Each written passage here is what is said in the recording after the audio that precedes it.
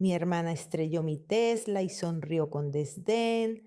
Mis padres, es solo una broma. Me empujó $50 a la cara. Idiota, tómalo y lárgate. Me quedé callada. Lo que esta idiota hizo después dejó a todos en shock. Estoy junto a mi Tesla y no puedo creer lo que veo. El parachoques delantero está medio destrozado, el faro izquierdo completamente destrozado, el capó abollado como si alguien hubiera intentado destruirlo a propósito. Hace 2 años compré este coche, un Model S, negro, brillante, perfecto, gasté todos mis ahorros y pedí un préstamo a 5 años. Era mi símbolo. Yo sola, sin la ayuda de mis padres, sin la caridad de nadie, había comprado lo que siempre había soñado. Y ahora Jenny está a mi lado, apoyada en el guardabarros destrozado, con las gafas de sol que le regalé por su último cumpleaños. Sonríe, no con culpa ni con timidez, sino con satisfacción, como si acabara de ganar la lotería. Rodeo lentamente el coche, tratando de comprender la magnitud del desastre. El plástico está agrietado, el metal doblado, incluso la rejilla del radiador cuelga de un solo soporte. Hay fragmentos de cristal esparcidos por el asfalto, pequeños como confeti. La rueda está doblada en un ángulo extraño y me doy cuenta de que la suspensión también está dañada. Son varios miles de dólares de reparación, como mínimo 3 o incluso 5. Jenny desenrolla algo en su mano, un billete de $50. Me lo tiende y veo en su rostro una expresión que conozco bien desde mi infancia. Es la expresión de una persona que está segura de que todo le está permitido, que alguien siempre limpiará tras ella, lo arreglará, la perdonará. Para la reparación, dice ella. No montes una escena aquí, idiota, coge el dinero y lárgate. Miro a mi hermana y siento como el frío se extiende por mi cuerpo.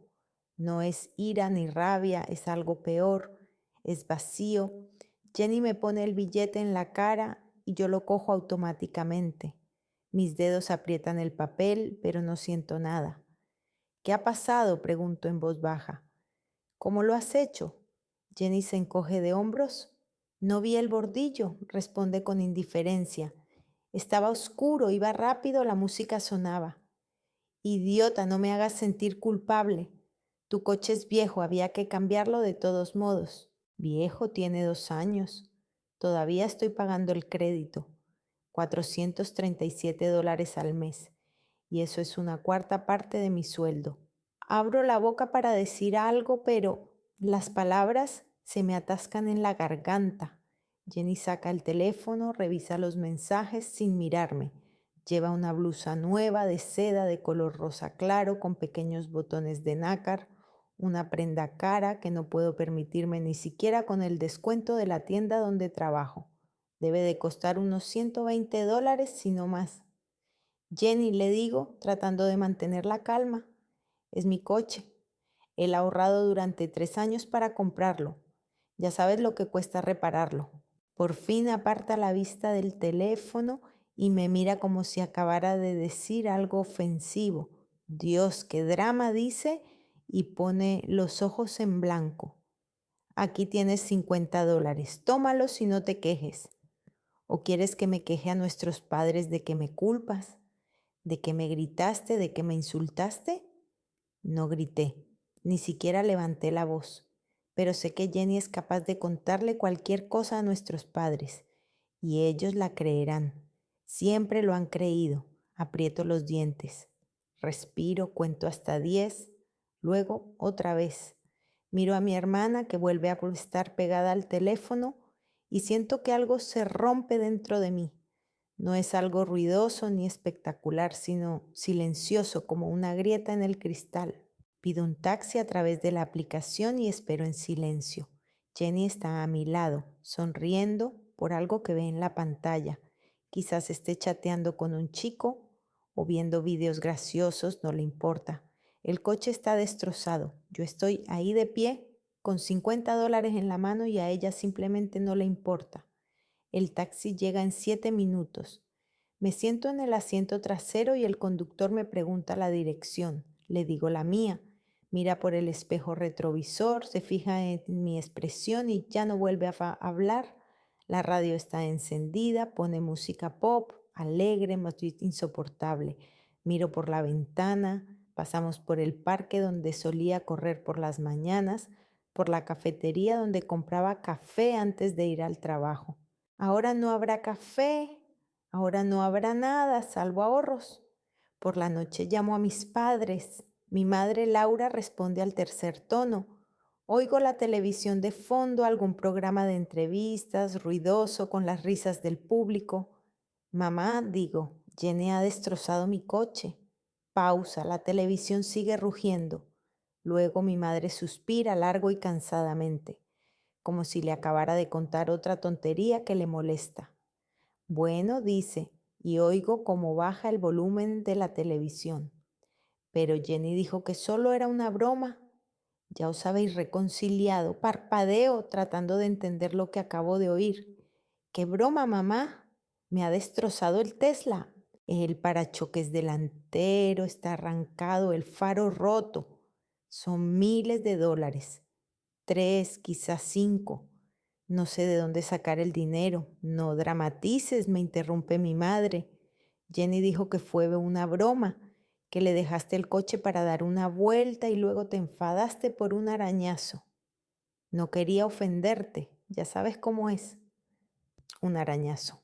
Cierro los ojos. Veo el parachoques roto, la rueda doblada, el faro destrozado. Mamá, no es un arañazo, es un accidente grave. El coche no funciona. Pues lo repararás, dice mi madre. ¿Tienes seguro? El seguro no lo cubre si no era yo quien conducía, le digo. La franquicia es muy alta y además oigo cómo mi padre descuelga el teléfono. Su voz es tranquila, sensata, como siempre, la misma con la que me ha hablado toda la vida, paciente, un poco cansada, como si le explicara algo a una niña pequeña. Lano dice, ya conoces a tu hermana, no es muy lista, pero tiene buen corazón, perdónala, no le des importancia. Me ha dado $50, papá, para una reparación que cuesta miles, y me ha llamado idiota. Mi padre se queda en silencio unos segundos. Luego dice, bueno, ya sabes que no lo hizo a propósito. Jenny es emocional, siempre lo ha sido, no te lo tomes a pecho. Cuelgo el teléfono sin despedirme. Me siento en el suelo de mi pequeño apartamento estudio y miro la pared. Mis padres no vieron el coche, creen a Jenny porque siempre le han creído y yo siempre soy la que dramatiza, la que exagera, la que no puede simplemente perdonar y seguir adelante. Las 2 semanas siguientes voy al trabajo en autobús. Me levanto a las 6 de la mañana en lugar de a las 7, porque la ruta no es directa y hay que hacer 2 transbordos. Primero, 15 minutos a pie hasta la parada, luego el autobús número 34 hasta el centro, transbordo al 12 y otros 10 minutos a pie hasta la tienda. Ahorro en todo, me llevo el almuerzo de casa, arroz con verduras, a veces huevos. No compro café, aunque antes tomaba un capuchino todas las mañanas en la cafetería frente al trabajo. No gasto dinero en metro, voy andando cuando puedo. Incluso he dejado de comprar cosméticos, aunque trabajo en una tienda de cosméticos y siempre he disfrutado de descuentos para empleados. Dejo el Tesla aparcado junto a casa. No puedo ni mirarlo, pero tampoco puedo llevarlo al taller, no tengo dinero. Los $50 de Jenny están en mi cartera entre los recibos y cada vez que los veo siento un nudo en el estómago. Mis compañeros de trabajo me preguntan por qué voy en autobús. Les digo que el coche está en el taller. Sonrío. Me creen porque ¿por qué no iban a creerme? Soy Lana, siempre sonriente, siempre educada, en la que se puede confiar. Al cabo de un mes me llama una mujer, habla rápido, de forma ininteligible, con acento, algo sobre documentos e inmuebles, sobre reinscripción, sobre plazos. No entiendo de qué habla y le pregunto otra vez, pero la conexión es mala, se corta y se vuelve a conectar. La conversación se interrumpe a mitad de frase. Miro el teléfono, intento volver a llamar, pero el número es desconocido, no se identifica. Pienso que es un error o los típicos spammers que últimamente son demasiados. Pero hay algo en esta llamada que me hace sentir inquietud, la misma que sentí cuando estaba junto al coche accidentado y veía la sonrisa de Jenny. Capítulo 2. Tenía 9 años cuando mis padres me regalaron una bicicleta por mi cumpleaños. Era azul con rayas blancas en el cuadro y un timbre que sonaba tan claro que podía escucharlo durante horas. Había soñado con esa bicicleta durante todo el año. La dibujaba en mis cuadernos y recortaba fotos de catálogos. Jenny tenía 5 años entonces. Estaba a un lado mientras yo desenvolvía el regalo y miraba como si le hubieran olvidado darle un caramelo. Mi madre, Laura, le acarició la cabeza y le dijo: «Aún eres pequeña, hija. Cuando crezcas también tendrás una». Una semana después, volví del colegio y vi a Jenny junto a la entrada del edificio. Estaba sentada en el asfalto llorando y junto a ella yacía mi bicicleta, doblada con la rueda delantera arrancada y el sillín rayado. Resultó que había decidido bajar las escaleras en bicicleta, pero perdió el control. Mi madre salió corriendo de casa, levantó a Jenny, la examinó. Tenía una rosadura en la rodilla y un moretón en el codo. Luego me miró y me dijo: «Tú eres la mayor, Lana, deberías haberla vigilado. ¿Por qué dejaste la bicicleta sin vigilancia?». No lloré. Me quedé allí de pie mirando el cuadro roto y la rueda que giraba sobre un solo radio. Mi padre, Ethan, salió por la noche, echó un vistazo y dijo: «Bueno, estas cosas pasan. No compraremos una nueva, no hay dinero. Jenny no lo hizo a propósito». La bicicleta permaneció en el garaje hasta la primavera, cuando mi padre la tiró a la basura. Jenny siempre fue la favorita, no porque fuera más simpática o más inteligente, sino simplemente porque sabía mostrarse débil en el momento adecuado. Podía llorar cuando era necesario, podía fingir estar enferma, podía decir que tenía miedo, que se sentía sola, que le costaba, y mi madre siempre le creía. A mí me enseñaron a ser fuerte, a no llorar, a no quejarme, a no pedir de más. Eres una chica inteligente, Lana, eres la mayor. Lo entiendes todo. Cuando tenía 16 años hubo un baile de graduación en el colegio. Compré un vestido en las rebajas, sencillo, gris, pero me gustaba. Lo planché 2 veces para que no tuviera ni una sola arruga. Me peiné yo misma delante del espejo, siguiendo las instrucciones de un vídeo de YouTube. Mis padres prometieron venir, dijeron que estarían en la sala, aplaudiendo cuando me entregaran el título. No vinieron. Jenny se sentía mal esa noche. Estuvo en una fiesta con una amiga, volvió a las 2 de la madrugada y por la mañana se sentía aburrida. Mi madre dijo que alguien tenía que quedarse en casa por si Jenny se encontraba peor. Mi padre estuvo de acuerdo, él siempre estaba de acuerdo con mi madre. Me senté en el salón de actos y vi cómo los demás niños abrazaban a sus padres después de la ceremonia, cómo les regalaban flores y les hacían fotos. Mi tutora se acercó y me preguntó si todo iba bien. Sonreí y le dije que sí, claro, que mis padres se habían quedado trabajando. Volví a casa andando con el título en las manos. Entré en el piso, Jenny dormía en el sofá, mi madre veía una serie y mi padre leía el periódico. Nadie me preguntó cómo había ido la graduación. Fui a mi habitación, colgué el vestido en el armario y dejé el certificado en la estantería.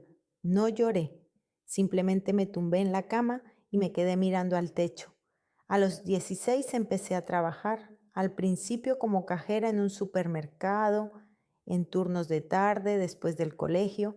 Me pagaban el salario mínimo, pero era mi dinero. Me compraba ropa, cosméticos, comida cuando no quería comer en casa. Una parte se la daba a mis padres. Mi madre decía que había que ayudar a la familia. Jenny no trabajaba, entró en la universidad para estudiar diseño de interiores.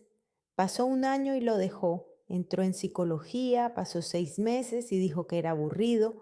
Luego se matriculó en marketing, fotografía y administración hotelera. 3 universidades, ningún título.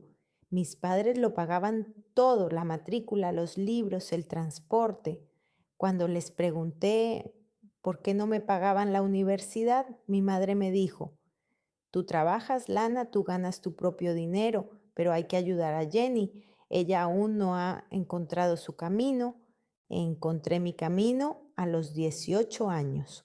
Conseguí un trabajo como dependiente en la tienda de cosméticos ECLA, una tienda pequeña con 2 escaparates, pero con un buen surtido. La propietaria, la señora Clark, era una mujer delgada de unos 50 años que odiaba los retrasos y amaba el orden, nunca llegaba tarde, fregaba el suelo después del turno, ordenaba los productos por colores, aprendía los nombres de todas las cremas y tonos de pintalabios. Al cabo de un año, la señora Clark me subió el sueldo. No mucho, solo $50, pero para mí lo era todo. Me dijo: eres la única que trabaja, no solo pasa el rato. Durante ese tiempo, Jenny terminó otra carrera universitaria y trabajó en 3 sitios. El primero era una cafetería donde trabajó 2 semanas y renunció porque el gerente era grosero. El segundo era un salón de belleza, del que la despidieron por llegar siempre tarde. El tercero era una tienda de ropa, donde estuvo un mes y se fue por su cuenta porque no quería trabajar los fines de semana. Su madre la justificaba cada vez. Jenny no tenía la culpa, simplemente no había tenido suerte con el trabajo. Le costaba encontrar su lugar. No era muy lista, pero seguro que encontraría algo más adecuado. La única persona que me trataba de otra manera era la abuela Evelyn. Vivía a las afueras de la ciudad, en una pequeña casa de ladrillo rojo, con una terraza en la que en verano crecían flores en macetas de barro. La abuela era una mujer severa, no le gustaba la compasión, no toleraba las mentiras, no perdonaba la pereza, pero a mí me quería. Iba a verla todos los fines de semana, primero con mis padres y luego sola en autobús. La abuela me enseñó a hacer pasteles, a plantar flores, a arreglar el grifo de la cocina. Hablaba conmigo como si fuera una adulta sobre dinero, sobre trabajo, sobre lo importante que es no depender del cariño de los demás. Eres una chica inteligente, Lana, me decía. No dejes que nadie te utilice, ni siquiera tu familia. Jenny visitaba a la abuela pocas veces, un par de veces al año en las fiestas. La abuela no la quería y no lo ocultaba. Decía que Jenny crecería siendo una fracasada si su madre no dejaba de justificarla. A su madre le molestaba eso. Decía que la abuela era demasiado estricta, que no entendía lo tierno que era el corazón de Jenny. La abuela Evelyn murió hace 3 años en febrero, un derrame cerebral repentino en mitad de la noche. Me enteré por la mañana. Mi madre me llamó llorando y me dijo que tenía que ir. Pedí el día libre en el trabajo y fui ese mismo día. El funeral fue modesto. A la abuela no le gustaban las pompas. La enterramos en el cementerio local, bajo un viejo roble, tal y como ella quería. Mi madre lloraba desconsoladamente. Mi padre la sostenía de la mano. Jenny estaba a un lado con un vestido negro que al parecer había comprado especialmente para la ocasión y de vez en cuando se secaba los ojos con un pañuelo. Yo no lloré, me quedé junto a la tumba y recordé cómo mi abuela y yo nos sentábamos en la terraza el verano pasado, tomábamos té con menta y ella me contaba cómo había conocido a mi abuelo, cómo él le había pedido matrimonio 2 semanas después de conocerse y ella había aceptado porque él era honesto. Después del funeral, nos reunimos en la casa de mis padres. Mi madre preparó la mesa, borscht, patatas, ensalada. Comimos en silencio. Entonces mi padre, Ethan, dijo: mamá ha dejado la casa para nosotros. Así es justo. Las chicas aún son jóvenes, no tienen por qué pensar en eso ahora. No pregunté si había testamento, no pregunté qué había dicho la abuela antes de morir, simplemente asentí y terminé el borscht. A los 25 años me mudé de la casa de mis padres. Alquilé un pequeño apartamento estudio en el segundo piso de un edificio antiguo, 20 metros cuadrados con una mini cocina y una ducha en lugar de bañera. El alquiler costaba $500 al mes, más los gastos comunes. Mis padres no se opusieron, parecía que incluso se alegraban. Mi madre dijo: bueno, ya eres mayor, es hora de que vivas por tu cuenta. Mi padre me ayudó a trasladar mis cosas, una caja con ropa, otra con libros y otra con vajilla. Jenny estaba en casa ese día. Estaba tumbada en el sofá, viendo algo en el portátil. Cuando me llevé la última caja, me miró y dijo: por fin me dejas en paz. Aquí hay muy poco espacio. Después de mi marcha, mis padres contrataron a una empleada doméstica, 2 veces por semana, 2 horas cada vez. Le pagaban $120 al mes. Cuando vivía en casa, limpiaba gratis. El trabajo en ECLA me daba estabilidad. No era una fortuna, el sueldo era de $1,200 al mes, pero sabía ahorrar. Compraba ropas en rebajas, cocinaba en casa, no iba a cafeterías sin necesidad, ahorraba $200 al mes. Al cabo de 2 años tenía suficiente para el pago inicial de un coche. Quería algo fiable, bonito, que dijera: lo he conseguido yo sola. El Tesla Model S costaba 45,000. Pagué 15,000 todos mis ahorros. El resto lo financié con un crédito a 5 años, a $437 al mes. Cuando me senté al volante por primera vez, arranqué el motor y escuché lo silencioso que era. Sentí que había tomado la mejor decisión de mi vida. Era mi coche, mi victoria. Nadie me la regaló, nadie me ayudó, la gané yo sola. Hace 2 meses me fui de vacaciones. Por primera vez en 3 años la señora Clark me permitió tomarme una semana, a regañadientes, pero me lo permitió. Compré un billete a Miami por $80 ida y vuelta, encontré un hotel por $35 la noche. No estaba en la costa, por supuesto, sino a 2 millas del océano, pero eso no importaba. Solo quería estar sola, lejos del trabajo, de mis padres, de Jenny. Una semana antes de partir, mi hermana me llamó por teléfono. Eran alrededor de las 10 de la noche. Estaba haciendo la maleta cuando la pantalla del teléfono se iluminó con su nombre. Lana, dijo sin saludar. Oye, tu coche va a estar parado, ¿no? Una semana cerca de casa sin que nadie lo necesite. ¿Me lo puedes prestar un par de días? Lo necesito para una entrevista de trabajo. Me quedé paralizada con la camiseta en las manos. ¿Una entrevista de trabajo? Jenny llevaba 6 meses sin trabajo. Su último intento terminó en escándalo. Acusó al jefe de parcialidad cuando él le hizo un comentario por llegar tarde. ¿A dónde es la entrevista?, pregunté con cautela. A una agencia de marketing, respondió Jenny rápidamente. Es un buen puesto con un sueldo decente, pero hay que tener buen aspecto, ¿entiendes? No puedes ir en autobús. Me mordí el labio. Quería decir que no. Quería decir que necesitaba el coche, que era caro, que no quería prestárselo a nadie. Pero entonces mi madre intervino en la conversación. Lana, dijo con el tono con el que me había hablado toda la vida, cansado, un poco irritado, ya sabes que ahora lo está pasando mal. Ayuda a tu hermana. El coche va a estar parado de todos modos. Cerré los ojos. Conté hasta 5. Está bien, dije, pero solo por 2 días. Y con cuidado, por favor. Jenny lo prometió. Por supuesto, con cuidado. No voy a estropear tu viejo Tesla. Al día siguiente dejé las llaves en casa de mis padres. Mi madre las cogió sin mirarme y las dejó en la cómoda del recibidor. Jenny no estaba en casa, había salido con sus amigas. Volé a Miami a primera hora de la mañana. El avión se retrasó 1 hora, pero no me importó.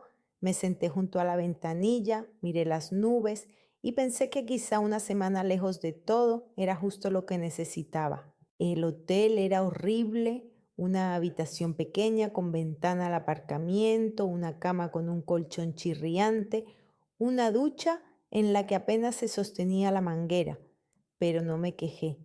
Por las mañanas iba a la playa, me sentaba en la arena y miraba el océano, compraba café en un vaso de papel por $2 y comía sándwiches de la tienda más cercana. Por las noches leía el libro que me había llevado, nada especial, una novela sobre una mujer que empezaba una nueva vida tras el divorcio, previsible, empalagosa, pero me gustó. Jenny me escribió una vez, al tercer día. La entrevista fue genial, gracias por el coche. Le respondí, bien, pero devuélvelo a tiempo. No me respondió. Volví una semana después. El avión aterrizó a las 4 de la tarde. Cogí un taxi a casa pensando en recoger el coche e ir al trabajo al día siguiente. Las vacaciones habían terminado, tenía que volver a la realidad. El taxi se detuvo frente a mi casa y vi el Tesla. Estaba en mi lugar habitual, pero algo no estaba bien. Salí del taxi, le pagué al conductor y me acerqué. El parachoques delantero estaba medio arrancado, el faro izquierdo estaba destrozado, el capó estaba abollado como si alguien hubiera chocado contra algo a gran velocidad. La rejilla del radiador colgaba de un solo soporte y la rueda estaba doblada en un ángulo extraño. Me quedé allí mirando, no podía creerlo, no era un arañazo ni una pequeña abolladura, era un accidente grave. Lano, oí una voz a mi espalda, me di la vuelta. Jenny estaba de pie junto a la entrada, apoyada en la pared. Llevaba una blusa nueva de seda de color rosa claro con botones nacarados, una que yo no podía permitirme ni siquiera con descuento. En los pies llevaba unas zapatillas nuevas, blancas, limpias, claramente caras. En la cara llevaba mis gafas de sol. Ha pasado una tontería, dijo, y me tendió la mano. En la mano tenía un billete de $50 doblado. Toma para la reparación. La miré y no pude articular palabra. Tenía un nudo en la garganta, ira, dolor, impotencia. ¿Qué ha pasado?, logré decir por fin. Jenny se encogió de hombros. No vi el bordillo, dijo con indiferencia. Estaba oscuro, iba rápido, la música sonaba. Idiota, no me culpes a mí. Tu coche es viejo, de todos modos, había que cambiarlo. ¿Viejo? El coche tiene 2 años, todavía estoy pagando el crédito. $437 al mes. Es una cuarta parte de mi sueldo. Me acerqué tratando de mantener la calma. Jenny, le dije en voz baja, son varios miles de dólares de reparación. ¿Qué ha pasado exactamente? ¿Dónde has chocado? Sacó el teléfono y revisó los mensajes. No lo recuerdo, respondió sin levantar la vista. Un bordillo en el aparcamiento o un poste. No lo sé. Dios, qué drama, aquí tienes $50, tómalos y no digas nada. Me puso el billete en la cara. La miré a mi hermana que había destrozado mi coche y ahora llevaba ropa nueva que costaba más de lo que me ofrecía para la reparación. Jenny, ¿te das cuenta de que es mi coche?, le dije, tratando de no levantar la voz. He tardado 3 años en ahorrar para comprarla. No es ninguna broma. Ella puso los ojos en blanco. ¿O quieres que me queje a nuestros padres de que me culpas? ¿De que me gritaste y me insultaste? Ellos ya saben que siempre estás dramatizando. Apreté los puños. Respiré lentamente, conté hasta 10. Sabía que si decía algo ahora se volvería en mi contra. Siempre era así. Cogí los $50. Jenny sonrió, satisfecha, victoriosa, y se dirigió a su coche. Un viejo Honda que le habían comprado sus padres hacía 5 años y que aún funcionaba porque Jenny casi no lo usaba. Me quedé junto al Tesla destrozado y la vi alejarse. Entré en el apartamento, tiré la bolsa al suelo, me senté en la cama y saqué el teléfono. Marqué el número de mis padres. Mi madre respondió después del cuarto tono. De fondo se oía la televisión, algún programa de entrevistas con risas estridentes. Mamá, dije, Jenny ha destrozado mi coche. Pausa. La televisión seguía rugiendo. Bueno, suspiró mi madre. Jenny dijo que solo era una broma. Ya os habéis reconciliado. Parpadeé. ¿Qué broma, mamá? Ha destrozado mi Tesla. El parachoques está arrancado, el faro roto. Son miles de dólares en reparaciones. No dramatices, dijo mi madre. Jenny dijo que fue una broma, que le dejaste el coche para que diera una vuelta y luego te enfadaste por un arañazo. No quería ofenderte. Un arañazo, repetí. Mamá, no es un arañazo, es un accidente grave. El coche no funciona. Pues lo repararás, dijo mi madre. ¿Tienes seguro? El seguro no lo cubre si no era yo quien conducía, respondí. La franquicia es alta y además oí cómo mi padre escogía el teléfono. Su voz era tranquila, sensata. La Ano dijo, ya conoces a tu hermana. No es muy lista, pero tiene buen corazón, perdónala. No hagas un problema de esto. Me dio $50, papá, dije, sintiendo que mi voz comenzaba a temblar, para una reparación que cuesta miles. Y me llamó idiota. Mi padre se quedó en silencio unos segundos. Ya sabes que no lo hizo a propósito, dijo finalmente. Jenny es emocional. Siempre lo ha sido, no te lo tomes a pecho. Coge el autobús un par de días hasta que lo reparen. Colgué el teléfono, no me despedí, solo pulsé el botón rojo y tiré el teléfono sobre la cama. Me senté en el suelo y miré por la ventana. Afuera estaba oscureciendo, las farolas se encendían una tras otra con su luz amarilla. Mis padres no vieron el coche. Creen a Jenny porque siempre le han creído y yo siempre soy la que dramatiza, la que exagera, la que no puede simplemente perdonar y seguir adelante. A la mañana siguiente me levanté a las 6, me vestí, cogí el bolso y fui a la parada. El autobús número 34 llegó a las 6:30. Me senté en el asiento trasero, puse el bolso en mi regazo y miré por la ventana. El trayecto era largo, 15 minutos a pie hasta la parada, luego 40 minutos en autobús hasta el centro, cambio al número 12, otros 20 minutos y 10 minutos a pie hasta la tienda. En coche tardaba 20 minutos. La señora Clark me recibió en la entrada. Miró el reloj, había llegado 5 minutos antes y asintió con la cabeza en señal de aprobación. ¿Qué tal las vacaciones?, me preguntó. Bien, respondí. Gracias. No me preguntó por qué había venido en autobús, simplemente me dio la lista de tareas del día y se fue a la oficina. Trabajé, coloqué los nuevos pintalabios en las estanterías, ayudé a las clientas a elegir cremas, limpié el escaparate. Pasé la pausa para comer en el almacén, comiendo arroz con verduras que había preparado en casa por la mañana. Mi compañera Samantha entró y se sentó a mi lado. ¿Por qué vas en autobús?, me preguntó. ¿Se ha averiado el coche? Está en el taller, respondí sin levantar la vista. Ella asintió y no volvió a preguntar nada más. Las 2 semanas siguientes fueron iguales.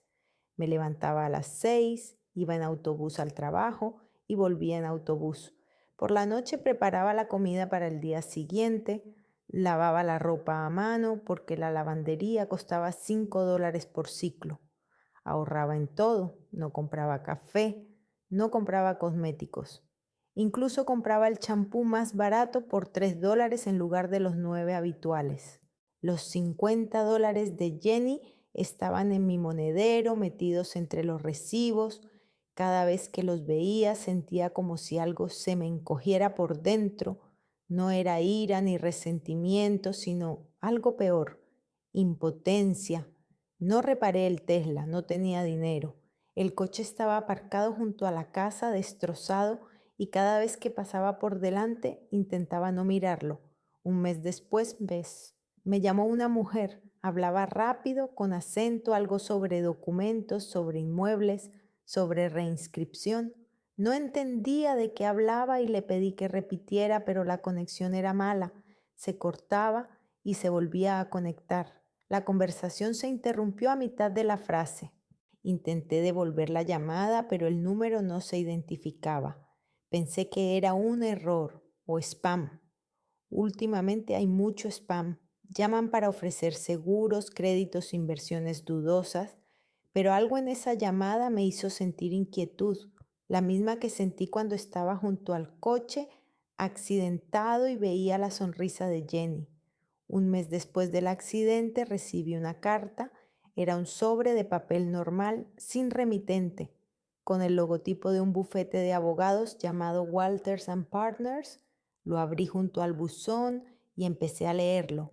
Estimada señora Hartwell, nos dirigimos a usted en relación con el proceso de transferencia de la propiedad situada en la calle Clenova número 32. Según los documentos proporcionados, la propiedad se transfiere a la señora Jennifer Hartwell en virtud de un poder otorgado por la difunta señora Evelyn Hartwell. Si tiene alguna objeción con respecto a este procedimiento, le rogamos que se ponga en contacto con nosotros en un plazo de 10 días hábiles.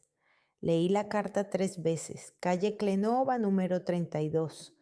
Es la casa de mi abuela, la casa donde pasé la mitad de mi infancia, donde horneaba pasteles en la terraza, donde me sentaba en verano con un libro bajo el viejo roble. Jenny está intentando quedarse con ella. Llamé inmediatamente a la empresa. Me respondió una secretaria, una mujer con una voz monótona que me pidió el número de expediente. Se lo dicté de la carta y me pasaron con un abogado. El señor Walter resultó ser un hombre de unos 50 años con una voz que sonaba como si estuviera explicando algo muy sencillo a una persona muy lenta. Señora Hartwell, dijo, hemos recibido los documentos de su hermana, un poder otorgado por su abuela un mes antes de su muerte, en el que le cede la casa a la señora Jennifer Hartwell. Todo está legalmente formalizado y certificado por notario. Eso no es cierto, dije. Mi abuela no le dejó nada. Murió repentinamente de un derrame cerebral. Nunca habló de ningún poder notarial. El señor Walter suspiró. Los documentos están fechados en enero de 2022, un mes antes de la muerte de su abuela. La firma es similar, el sello del notario está en su sitio. Si cree que hay algo que no cuadra, puede solicitar un peritaje, pero le costará dinero. ¿Cuánto?, pregunté. Entre 500 y $1000. Depende de la complejidad. Colgué el teléfono, me quedé en medio del salón mirando la carta. $500. Es la mitad de lo que había ahorrado en 2 meses para reparar el coche, pero si Jenny se queda con la casa será el final. Mi abuela solo me dejará recuerdos.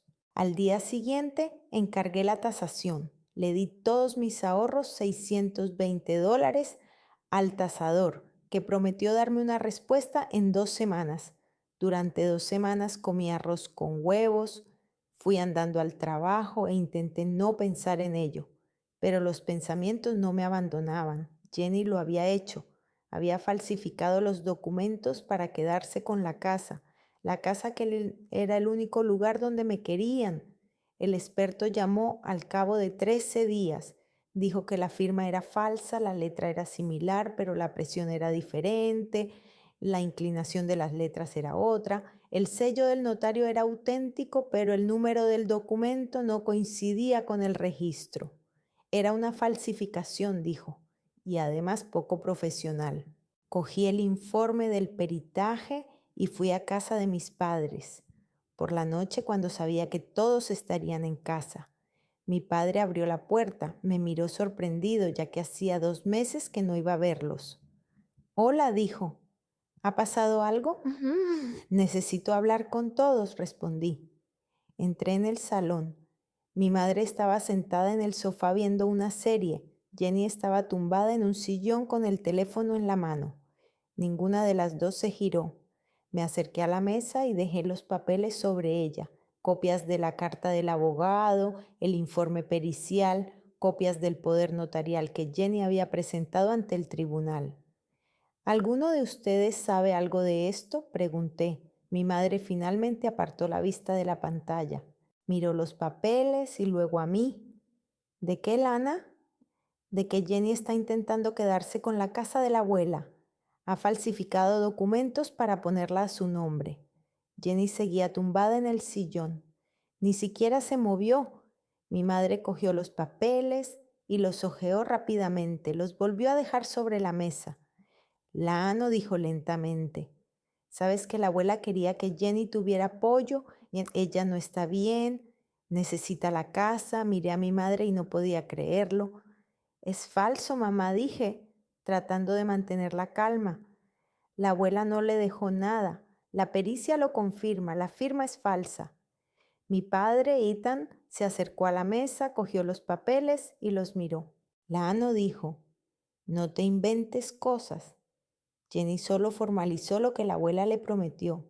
Quizás el peritaje se equivocó. El peritaje no se equivoca, dije.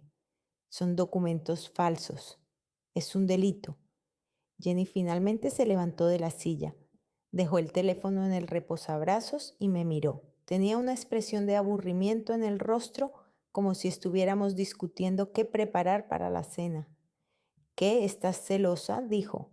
Tú tienes un coche, un trabajo. Tú ganas tu propio dinero. Yo no tengo nada. La abuela quería ayudarme y yo simplemente hice lo que ella quería, pero no tuve tiempo de formalizarlo. Mientes, le dije en voz baja. La abuela no te quería. Decía que crecerías para ser una fracasada. Jenny sonrió. ¿Y qué? Ella murió. Su opinión ya no importa. Y yo necesito la casa. Quiero vivir allí, hacer reformas, empezar una nueva vida. No puedes simplemente quedarte con la casa de otra persona, le dije. Es un delito. Mi madre se levantó del sofá. Lano, basta, dijo bruscamente. Olvídalo. No destruyas la familia por una vieja casa. Eres una chica inteligente. Jenny necesita apoyo y tú puedes vivir sin él. Miré a mi madre, a mi padre, a Jenny. Los tres me miraban como si acabara de pedir algo imposible, como si yo fuera la que se estuviera comportando mal. No dije nada más. Cogí los papeles de la mesa y me fui. A la mañana siguiente fui a ver al abogado. Era un joven llamado Ryan, al que encontré por internet. Se especializaba en casos de falsificación de documentos y solo cobraba si ganaba el juicio. Le mostré todos los papeles. Los leyó detenidamente, a veces subrayando algo con un lápiz. Es una falsificación evidente, dijo finalmente. Tenemos un informe pericial. Hay discrepancias en los documentos. El caso es ganable. ¿Pero entiende que su hermana puede ser condenada? Sí, respondí. Lo entiendo. ¿Y aún así quiere ir a juicio? Sí, Ryan asintió. Bien, lo presentaremos mañana. El juicio duró 6 meses. 6 meses de audiencias, papeles, testimonios. Ryan llevó el caso de forma profesional. Reunió pruebas, llamó a testigos, interrogó a expertos. Yo asistí a todas las sesiones en la sala del tribunal y vi cómo Jenny intentaba justificarse. Decía que su abuela realmente le había prometido la casa, que había hablado con ella antes de morir y le había dicho que quería ayudarla, que había tramitado los documentos a través de una conocida que trabajaba en una notaría y que tal vez allí se había producido un error, pero el peritaje era irrefutable. La firma era falsa. El sello no coincidía con el registro.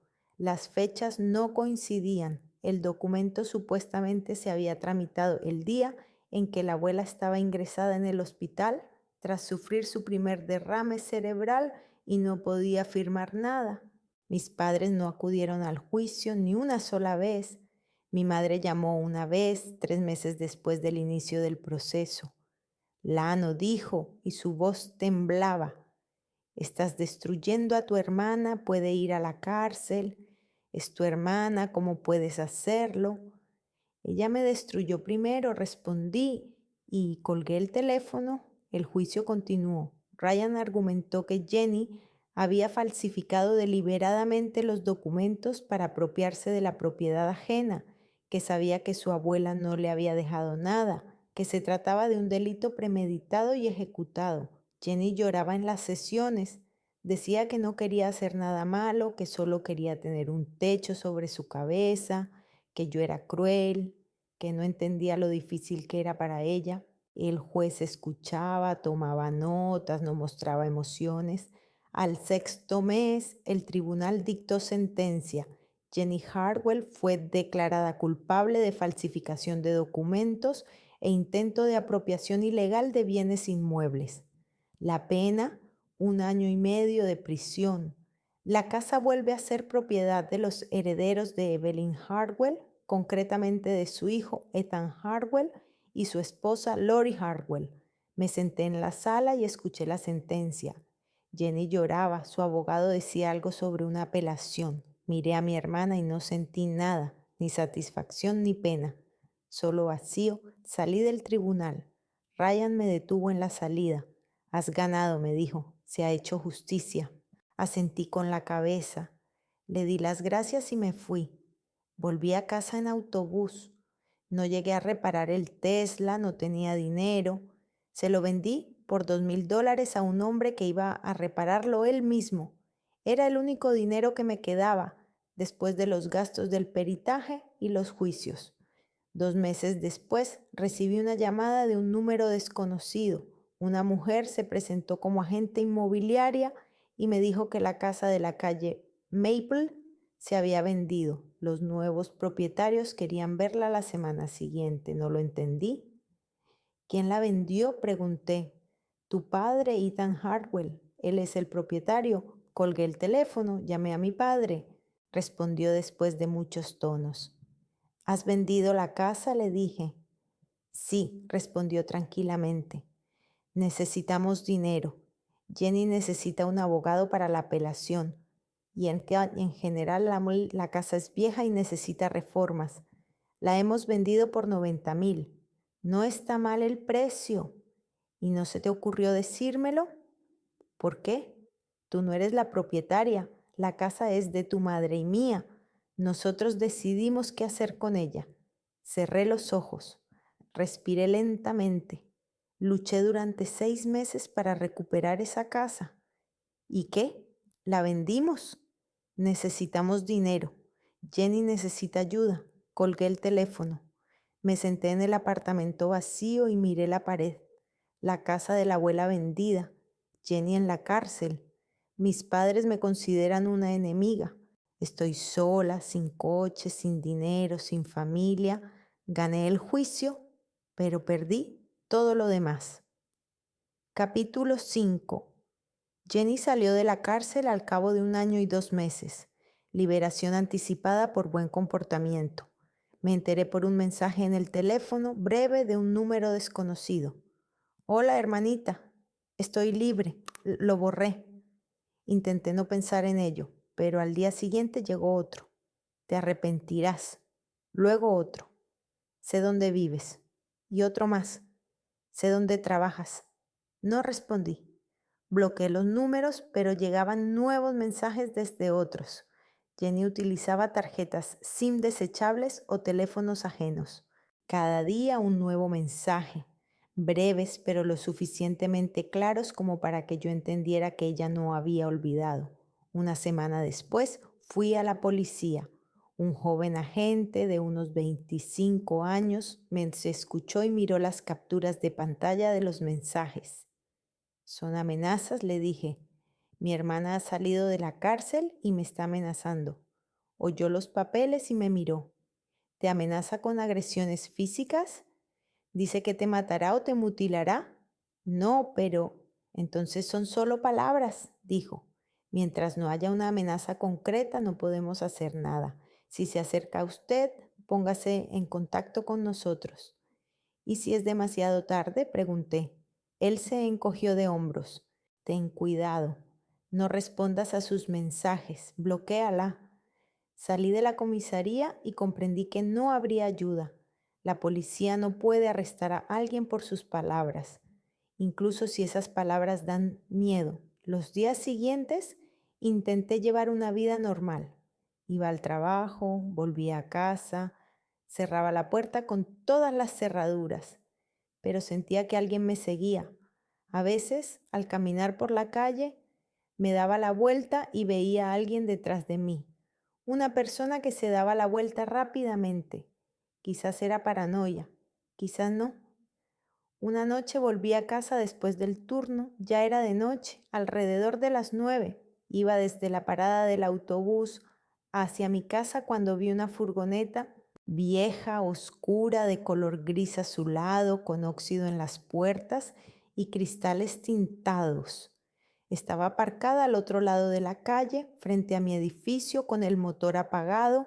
Pasé por delante, tratando de no mirar. Entré en casa, subí a mi apartamento y cerré la puerta. Me acerqué a la ventana y miré a través de la cortina. La furgoneta seguía allí. Me quedé junto a la ventana durante una hora mirando.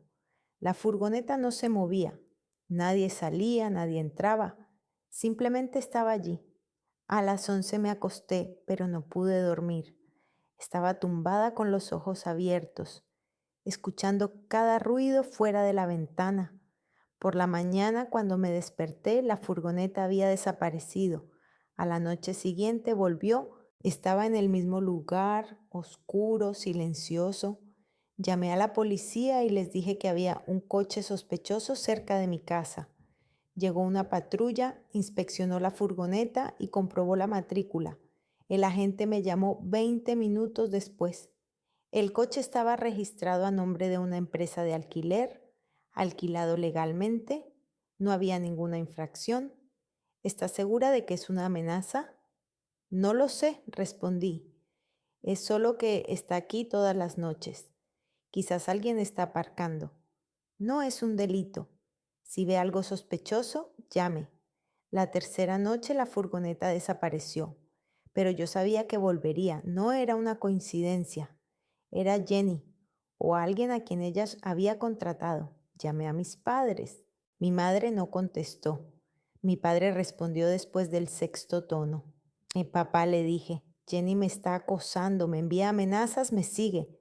Se quedó en silencio durante unos segundos.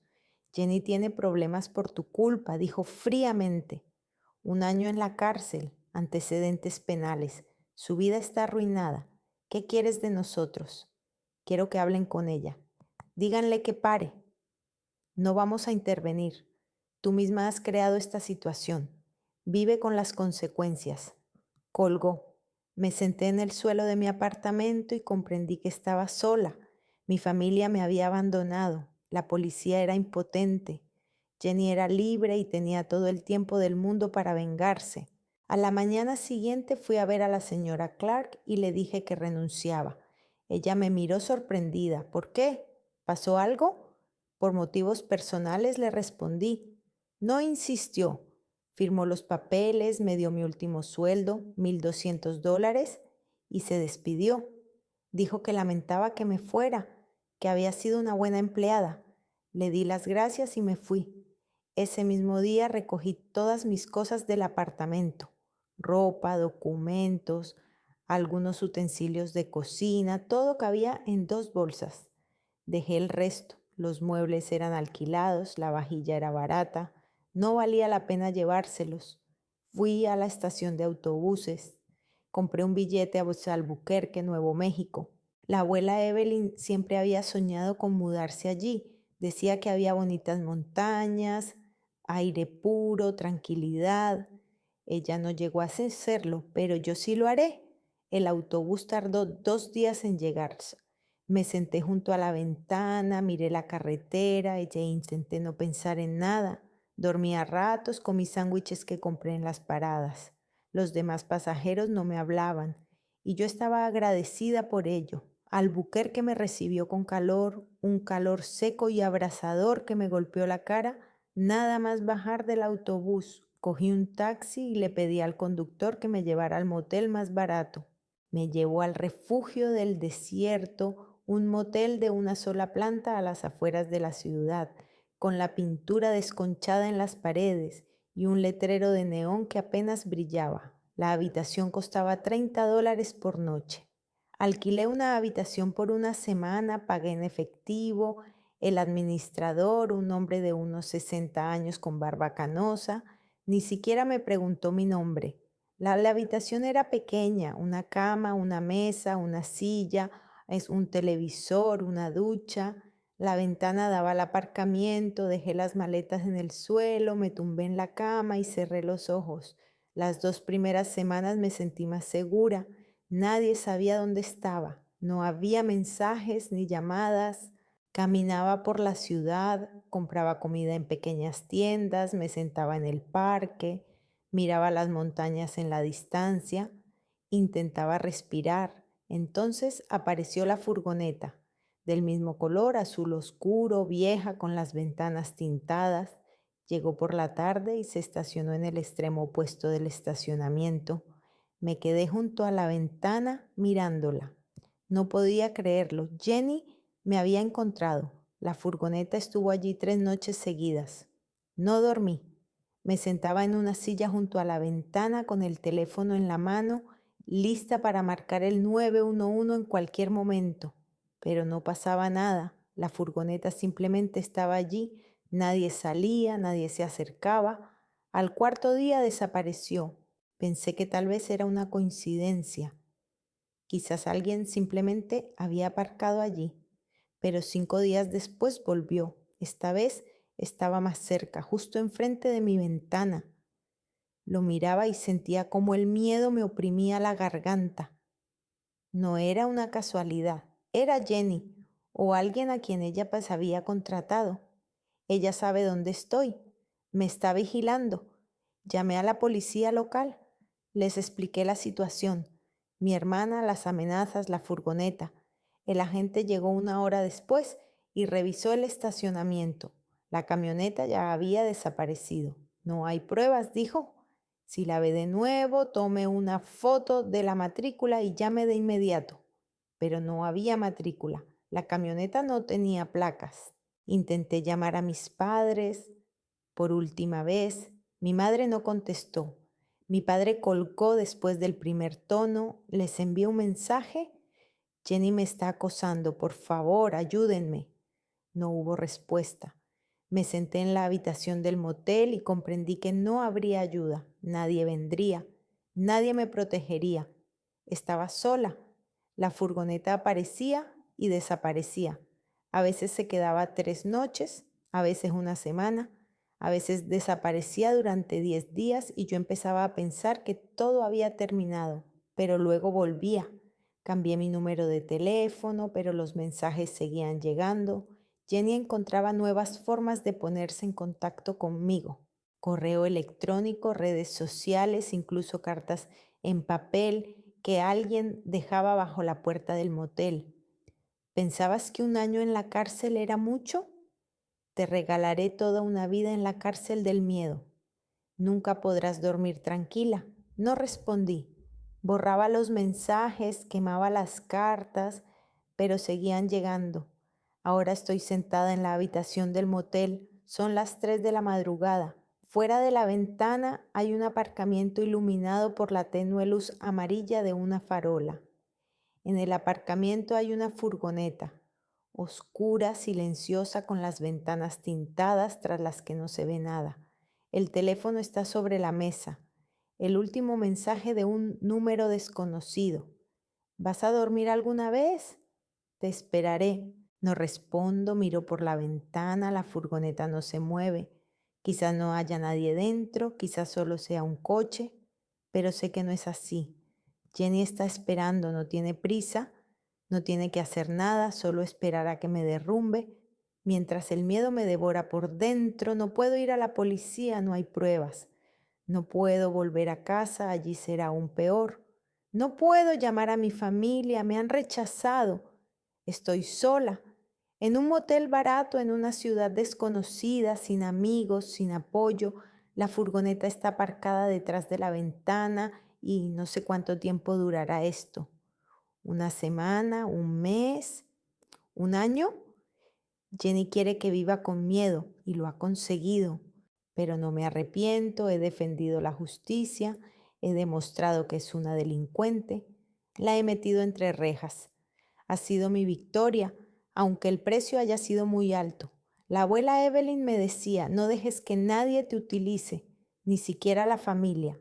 No lo he permitido. Miro por la ventana, la furgoneta sigue ahí. No sé quién hay dentro, no sé qué pasará después. Pero sé una cosa, tomé una decisión y vivo con las consecuencias.